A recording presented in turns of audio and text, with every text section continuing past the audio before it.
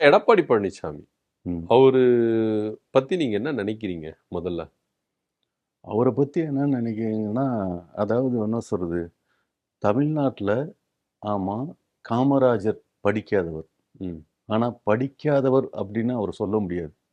ஏன்னா படித்தவனுக்கு இருக்கிற சிந்தனை விட அதிகமான சிந்தனைகள், உணர்வுகள் அப்படின்னு சொல்லி இன்னைக்கு தமிழ்நாட்டில் பள்ளிக்கூடத்தில் சத்துணவு அப்படின்னு ஒன்று இருக்குது அப்படின்னா, அவர் ஆரம்பிச்சதை இன்னைக்கு இம்ப்ரவைஸ் பண்ணியிருக்காங்க. ஓகே. புரியுதுங்களா? இது யாரு? படிக்காத ஒரு ஆள். ஆமா. அவரு மதிய உணவு திட்டத்த கொண்டு வந்தாரு. ஆ எம்ஜிஆர் அவர்கள் சத்துணவு திட்டத்த கொண்டு வந்தாங்க. கலைஞர் அவர்கள் அத என்ன பண்ணாரு? மேம்படுத்தினாரு அப்படின்னு கூட சொல்லலாம். அந்த காமராஜர் படிக்காதவர் தான். ம். ஆனா, அவரு இவ்வளோ விஷயத்த பண்ணி வச்சாரு. ம். இந்த ஆளு படிச்சவன் ம். அப்படின்னா, இவனும் படிக்காதவன் தான். ஆமா. ஆனா, படிக்காதவன் எவ்வளோ அடிமுட்டாளா இருப்பானோ, அந்த மாரி ஒரு முட்டாள் இவன். யாரு? எடப்பாடி பழனிசாமி.